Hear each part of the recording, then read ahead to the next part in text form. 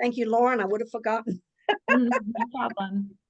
Okay, hello everybody. I am Dina Kitchens. I am the excuse me, the current president of the Learning Disabilities Association of Georgia.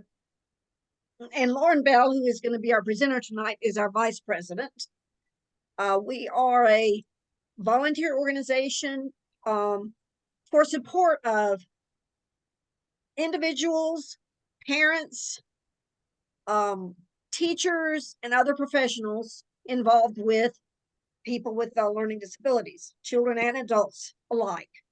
And we want to be a support and a backup and try to provide education and information and resources for anybody who needs that.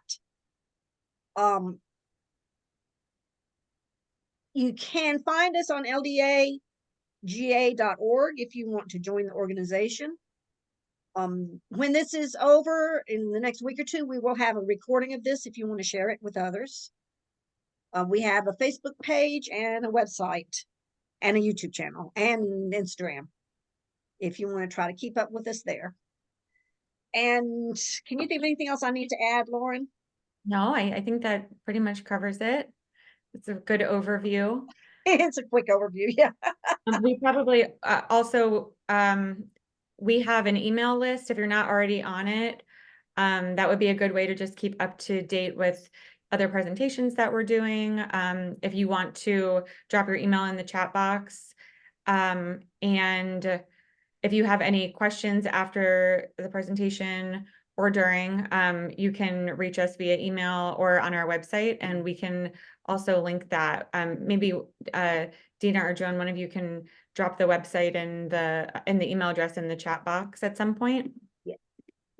And yeah, after Lauren does her presentation, we will have a time for where we will look at any questions that come through and discuss them. And then basically we're going to go until we're finished. Hopefully that's not going to be go into wee hours or anything. It shouldn't be take too long. No, it won't. So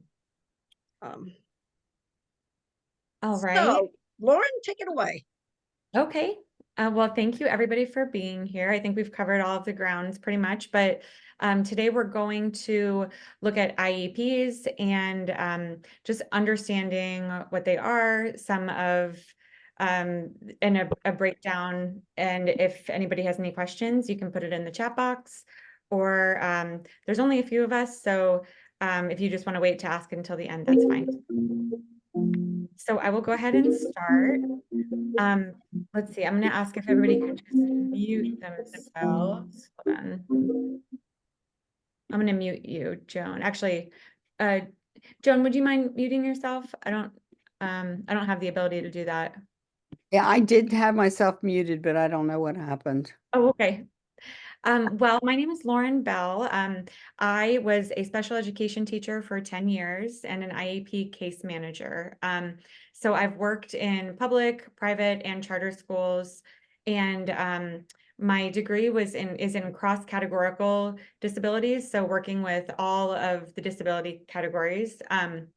And a few years ago, I shifted my focus towards dyslexia and language-based difficulties, and ended up going into private practice. And now I am the owner of a dyslexia tutoring intervention company, and we also do some IEP consulting. And I'm also a first-time mom. I have a 13-week-old little girl. So I'm coming to you as a new parent, and also as an educator and an advocate. And so our goal here is just to give you as much clear information as possible about IEPs. Being a legally mandated document, it can seem very overwhelming. And we want to provide you guys with the knowledge of your rights as parents, or even just if you're an educator or anybody working with the IEPs, just making sure that you have all of the information that you might need. So overall, an IEP stands for Individualized Education Plan. It's a personalized plan that's designed to help students with disabilities to succeed in school. And we do this by providing very specific support that's needed. So you'll never see two IEPs that are the same. They all should be very individualized. IEPs are, like I mentioned, they're legally mandated documents under IDEA, which is the Individuals with Disabilities Education Act. This law covers students ages 3 through 21 who have one or more of the 13 specified disabilities. And this, ranges from autism, specific learning disabilities, speech language impairments, and there's 13 of them. But this law covers students who require special education services and related services, and they're eligible for IEPs. And I see that Dina put in the chat our website and our email address. Thank you, Dina. So we'll go ahead and dive right in. The purpose of an IEP is, like I said, it's just to ensure that students receive personalized instruction that helps them to be successful. And there's a long process that comes before the IEP meeting. So the process starts with a referral, and especially if I know that someone in the chat mentioned that they are like transferring to public schools. Private schools are not, because they don't receive federal funding, they are not required to provide IEPs. So once you transition to a public school, you might be somebody who starts this process from the very beginning. And so the IEP process all begins with a referral. This can be a referral based on teacher observation of the student. It can be based on parent concerns. It can be when data is presented from any like screening assessments that are done. And sometimes there's intervention that comes before the referral process. So, these programs, research-based programs that are used to try to get the student on track before beginning special education services. So after the referral, there's an evaluation that is done by usually the school psychologist. This can be like a full comprehensive assessment. It can include a psychological evaluation, academic, speech language, just depending on where we're seeing deficits for the student. Following the evaluation, we have an eligibility determination, and this is where the results are reviewed of the evaluation, and we determine if the student meets the criteria to receive special education services under IDEA. And if they do, then finally we have an IEP. The IEP is developed and there is a meeting. So there's a difference between an IEP meeting and, which is where the team solidifies the IEP and develops it together, and the document in itself. So speaking of the IEP team, the law requires a specific group of people, which we call the IEP team, to attend every meeting. So we start with the parents, and the parents can agree to excuse other members of the team if they can't attend the meeting, but it's really best if everybody attends. The student, and my note says if age appropriate. Once a transition plan is developed, and this means that once the student has reached either high school age and they're looking to transition to post-secondary education, then the student does need to be involved legally. But also sometimes students can attend earlier if they're ready to be a part of the process. And this is really helpful in having the student learning to advocate for themselves and to be an active member in their own IEP. So it can be very empowering when it's appropriate. And as parents, your child the best out of anybody. So that's oftentimes just a decision that can be made with your family. A special education teacher is always involved. They're usually the case manager of the IEP. So they're the ones who are tracking the progress and writing the goals. And they are developing typically the draft of the IEP. The general education teacher, at least one has to attend. Every single teacher can attend the more the better, because that way you're getting insight from different teachers about the student, but one does need to attend. A school administrator, which we also call an LEA, this stands for Local Educational Agency. This role is often fulfilled by a principal, an assistant principal, but somebody, an administrator. A school psychologist they're required to be present for initial evaluations, eligibility determinations, which we talked about previously, for reevaluations, a lot for behavior concerns. And they are always required if the parent requests them, that they're present. And finally, other specialists.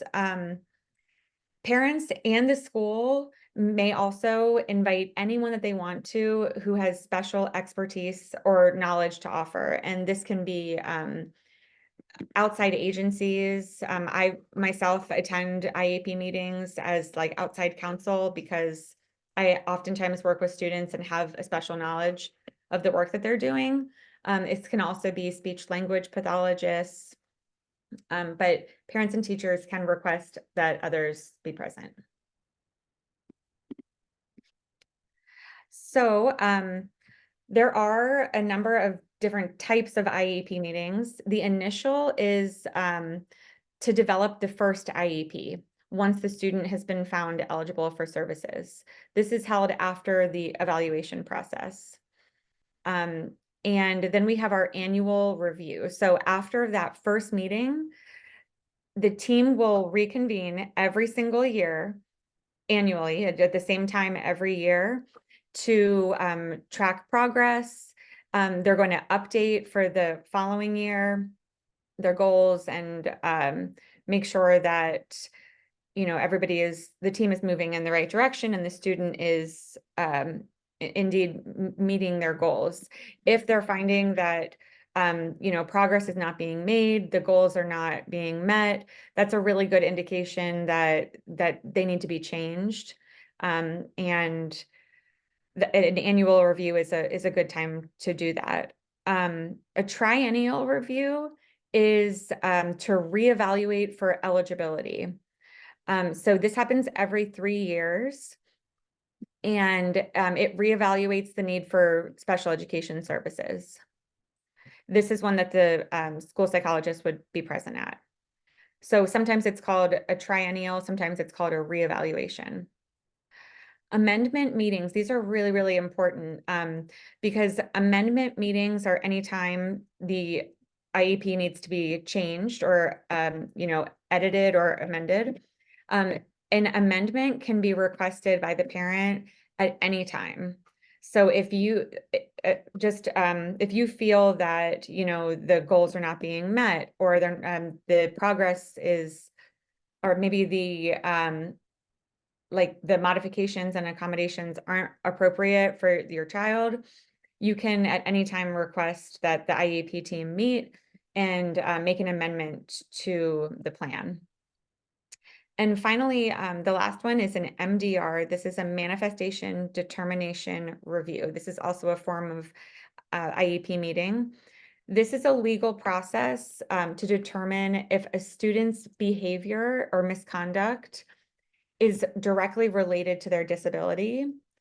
And the reason that that's so important is because that will impact how the consequences for their actions. So for example, if a student has displays misconduct and does something that breaks the rules, and they're now looking at being suspended or expelled, if they're a student with a disability, they would need to have an MDR meeting to figure out, was this behavior directly a cause of their disability? And if it was, then that will change the consequences of the actions. So those are really, really important meetings. I mean, all of these are, but that one is it's very important to know, especially, you know, as your rights as parents for your students. Okay, so an IEP is a very long document, and oftentimes it looks very overwhelming. It's a lot of small fine print and a lot of complicated wording. So we're just going to break down what the different parts are. First and foremost, there is, well, the IEP should describe how the student learns and how they best demonstrate what they're learning, and what the teachers and the service providers will do to help your child be more effective and successful. So the IEP, especially the present levels, this is kind of a snapshot. And the IEP as a whole is a document that that will travel with your student from, you know, middle school to high school to post, secondary. Or if you're switching schools, this IEP will follow them. So it needs to be very detailed and give a good snapshot of your student so that the new school or new teachers know exactly their areas of strengths, their areas of weakness. So that's exactly what the present levels of present levels of functioning, that's what that does. It's kind of a snapshot, and it just says exactly where they are, where they're working at the moment, at that point in time. So it's like a picture. Then we move into reviewing the previous goals that were set, and also see if progress was made.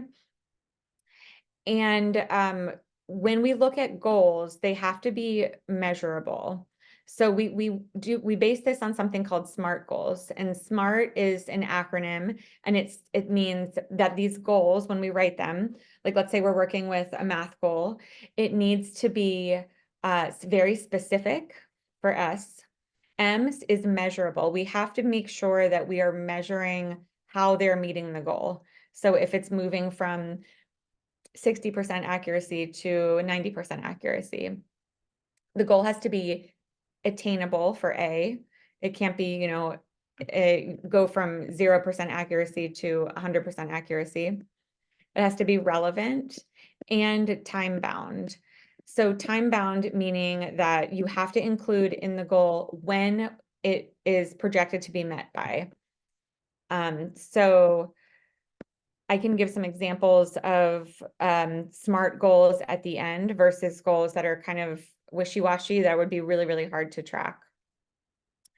Then we move on to include how the student is going to participate in state assessments and local assessments, and will they have any accommodations? The next part is outlining the special education services. And it's important to note, this is something that is often overlooked.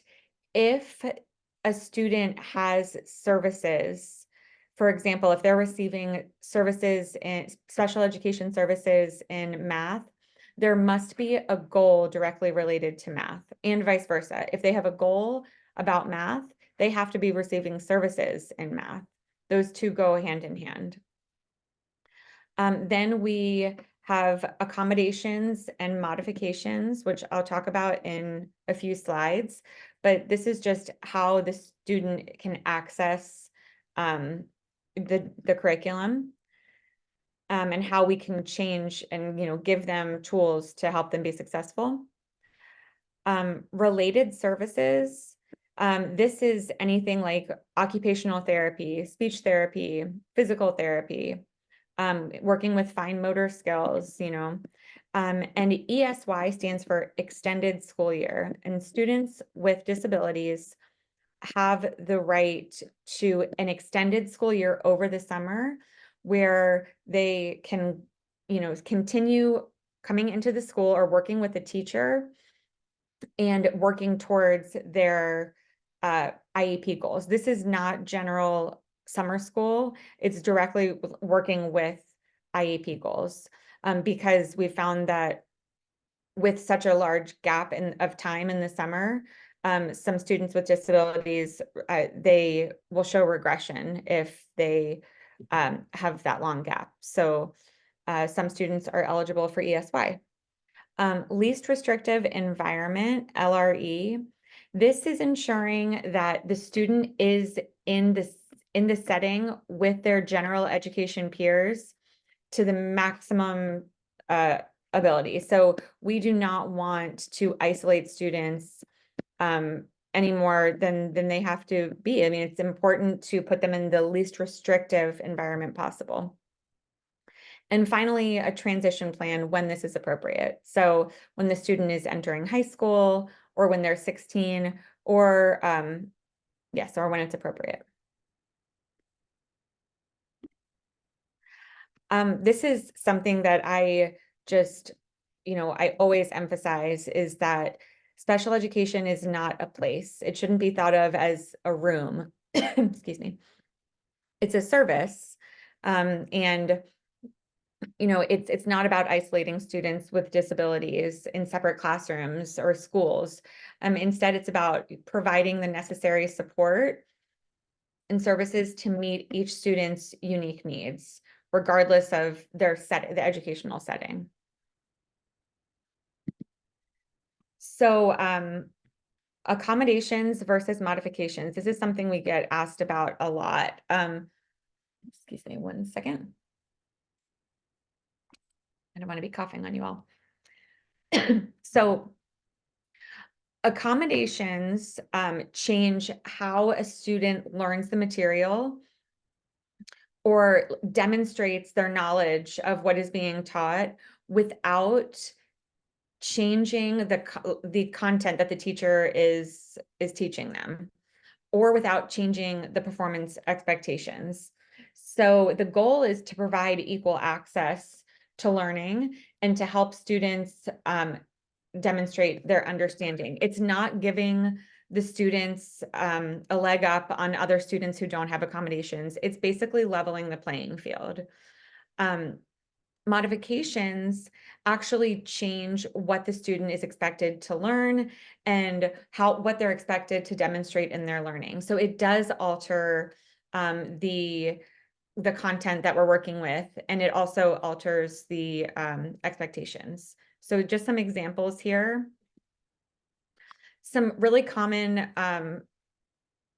accommodations. And first, I want to say that you will never, or you should never see 2 IEPs where every student has the same accommodation. Accommodations are picked for students based on their very specific needs. So not every student will need all of these, but these are some that that I just like to keep in mind, especially as, in writing IEPs, what would benefit the student. So I'll start with a presentation accommodation. This involves, or this changes the way that the teacher presents the information to the student. So this can be actually giving them, instead of having them read a book, they're allowed to read an audiobook. Giving larger print text. Instructions read aloud to them. That's a really helpful one, especially when we have reading fluency as a obstacle. Being given class notes, that's another helpful presentation accommodation. Response accommodations. This will change the way that students complete assignments. So this can be given spoken responses instead of written responses. This can be having a scribe, so somebody actually writing down the students' answers as they, orally give them instead of writing it themselves. The use of a spell checker, the use of a calculator or a times table in math. Settings accommodation deal with the physical setting, and that can be related to having small group testing, maybe in a quiet area where there's less distractions. maybe having the students sit at the front of the class where they will be less distracted. Sometimes it's having them sit in the back of the class where they feel less anxious. Timing accommodations. This is a really helpful one for a lot of students, especially that have any processing difficulties, but giving extended time or frequent breaks. Scheduling accommodations would be giving a test at a very specific time. So for example, if a student takes medication, maybe they will be able to be given their test after their medication, after lunch or something. Or it could be given the test in a different order, or it could be given it over multiple days. And organizational skills accommodations are dealing with maybe teaching the student and giving them the tools to use color coding with highlighters or folders for organization, giving them an alarm for time management, having access to a planner or an organizer. And for modifications, an assignment modification is just would be like different homework than the students' peers are getting. Different test questions and just altering the assignments. And also altering the expectations. So for example, instead of having answering 20 math questions, they only have to answer 5 math questions or for spelling tests. A curriculum modification is actually learning different material than the students' peers are learning. So this could be continuing learning one subject and while the rest of the class is moving on to something else. And also like excusing the student from assignments and tests and exams.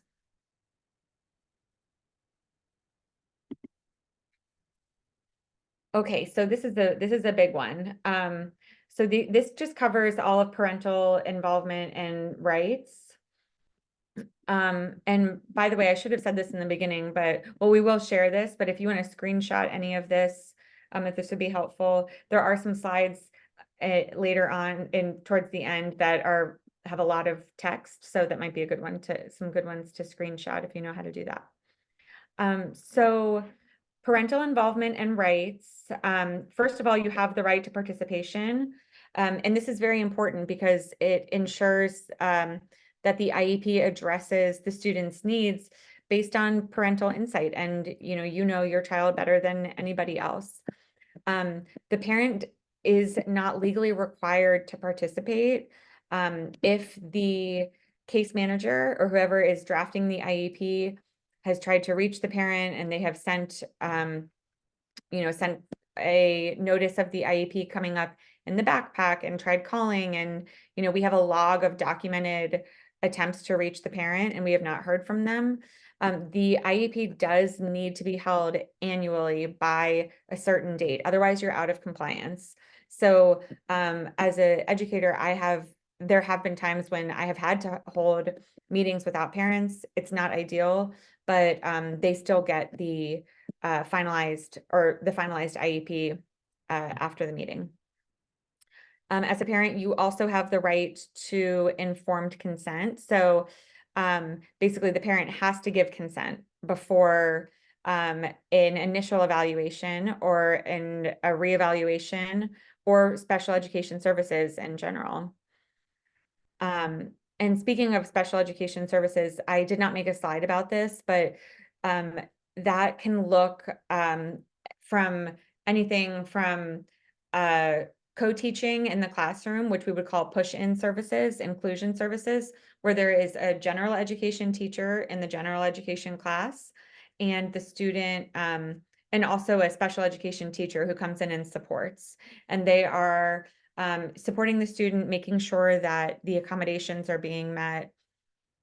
We can also have special education services that we call pull-out services, which is often takes place in what we call the resource room. And that is a separate classroom where the student is learning different, they're just learning any type of content that they need support with. And that time is often used for tracking progress and working towards goals. So I just wanted to touch on special education services there and how they can look different, but they're all agreed upon in the IEP.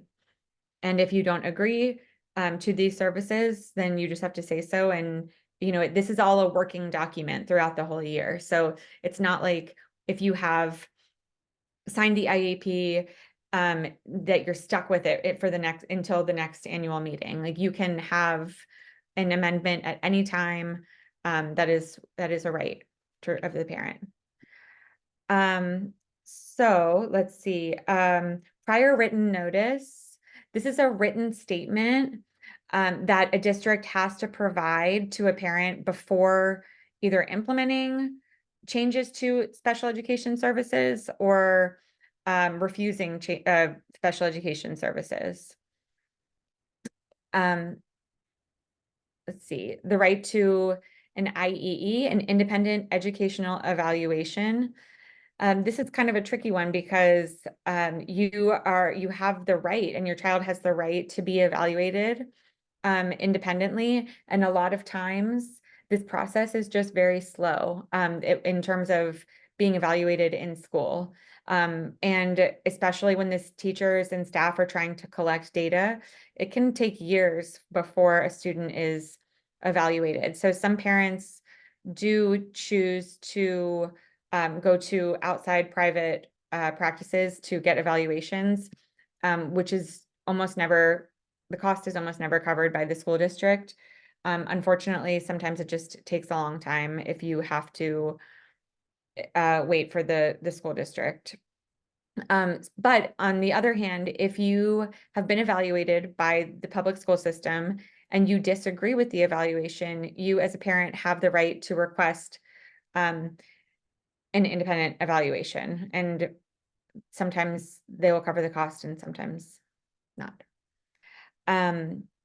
You have the right to dispute resolution, and you can use mediation and a due process hearing, bring a lawyer, and file state complaints if the team disagrees with the IEP or services. You have the right to invite participants. This can be advocates, family members, or other professionals to the IEP meeting. As I mentioned, like I'm an outside provider. So if you're working with like a professional tutoring service, then, that might be somebody who you would invite because they are seeing a very unique side of your students' progress. And you have the right to transition planning, which is from high school to post-secondary life. Here is a list of some resources that we've put together. Rights law is a really interesting one. This is information on special education law and advocacy. Of course, I put ours first, which we would love to, be a resource for you all. But all of these are really great. Another one that I didn't mention here, which I'm also a part of, is IDA, which is the International Dyslexia Association. That's a really great one. They also have provider lists. So if you're looking for services, a lot of these resources can provide those. There's also just general supports and that you can use, like parental support groups, which we actually do have, working with special education advocates, local disability organizations. And if you are an educator, there's always opportunities for professional development in IEPs. So this is actually just such a great quick sheet that was created by Parent to Parent of Georgia. So giving them credit here. But this is just such a great, overview of tips for families and when planning for an IEP meeting. So I do encourage you to screenshot this if you have that ability. I'm not going to go into it all, but it just, covers just general tips for making sure that you are prepared and you know what to ask, and all of that. All right, I'll leave this up for just a few more seconds.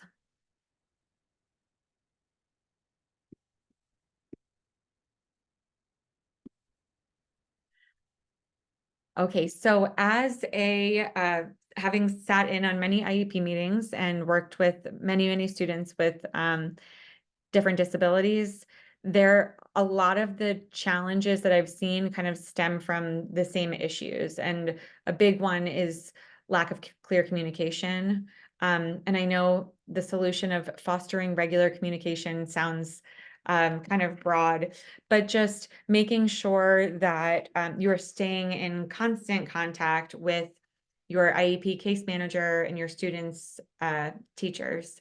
So making sure that you're seeing quarterly progress monitoring forms that are sent home. So with every goal that is written for your child, your child's IEP case manager will track progress on that goal.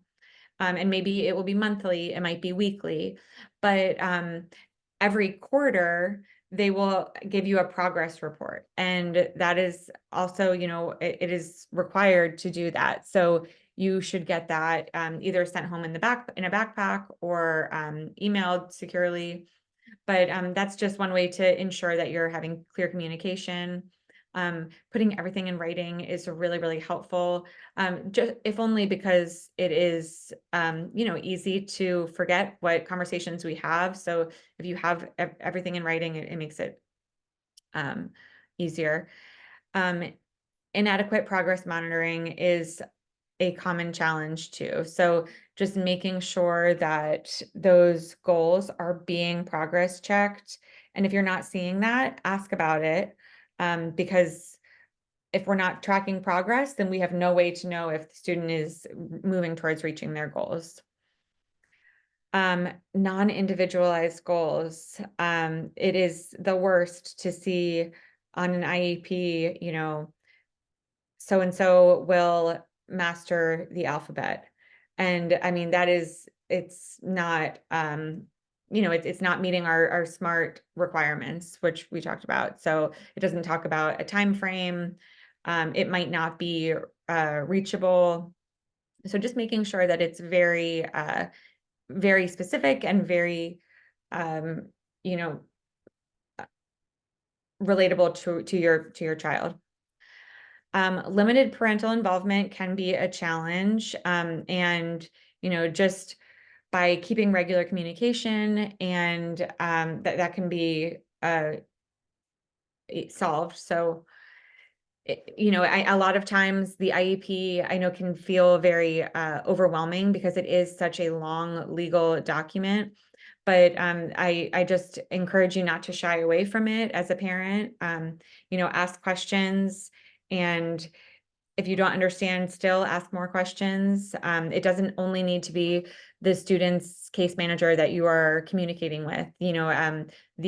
Anybody in administration is a deep understanding of IEPs and the requirements, so you can talk to anybody.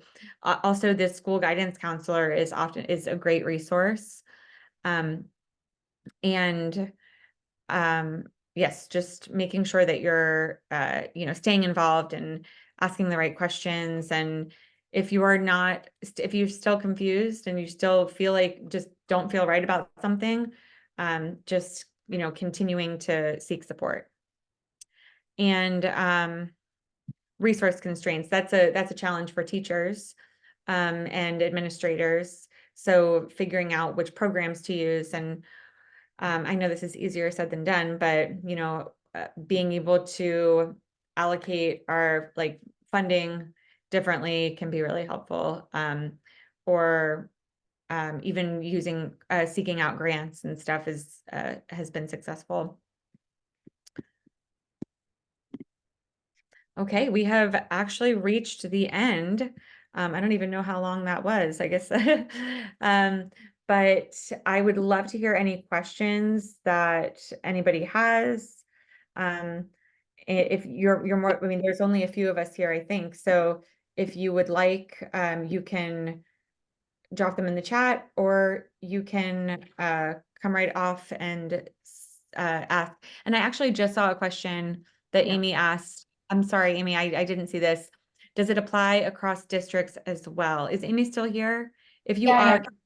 hi. So the question is, like, if we were moving from Forsyth County to Cobb County, does the IEP travel across counties? It does. It does. It will travel across counties and states. Okay. Yes, as long as you're in the public school system. Okay. I have a second question. Can you talk a little bit about what the difference is between a 504 and an IEP? Because they've recommended a 504 first, and I don't really understand what the difference is. Yes, absolutely. That's a great question. So an IEP is under IDEA, right? And that's actually providing special education services and supports.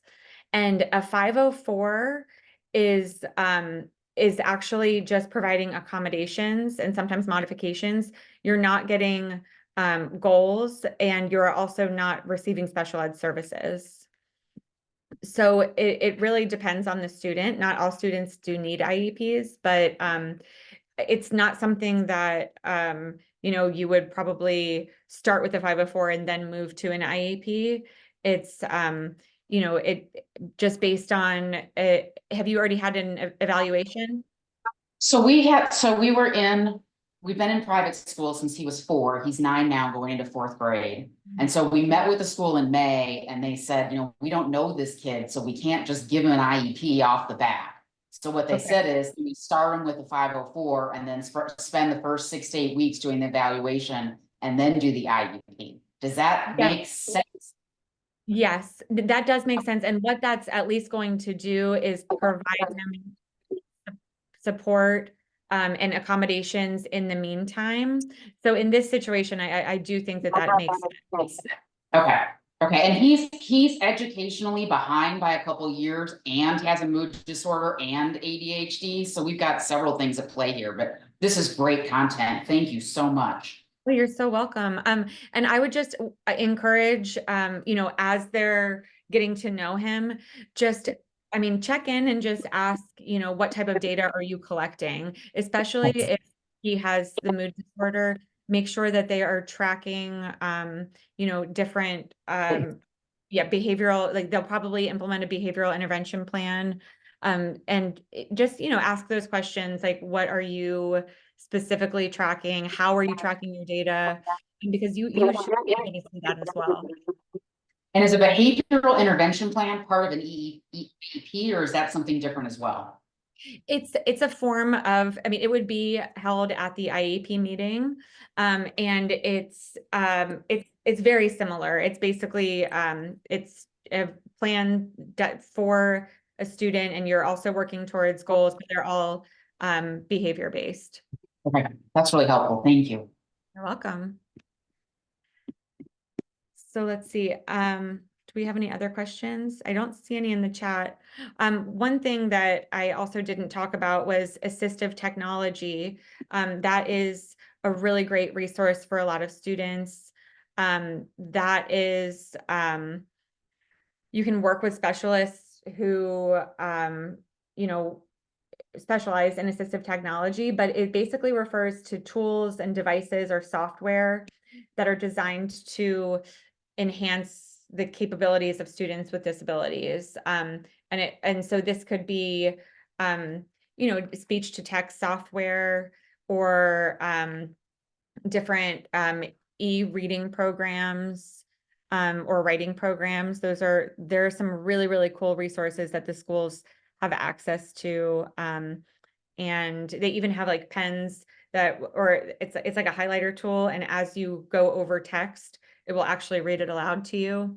So assistive technology is a really great resource as well, that I always encourage people to ask about to see if it would be a good fit for their student. So I think that pretty much covers everything that we have that I had planned for. I'm happy to, I mean, just wait a few more minutes to see if anybody can think of any other questions, if you want to drop it in the chat. But Dina and Joan, did you have any questions that you would like to add? I think our planned questions I kind of addressed. We've already gotten to those. Thank you for all of this. This is really good information. So welcome. And Joan, did you have something? I was just going to say, thank you so much, Lauren, because I know parents are always very much on edge with all these numbers, these acronyms, these clusters of letters that they get thrown at. And it's as if they themselves need a translator to go to the IEP. So thank you for bringing these up for them and giving them a resource.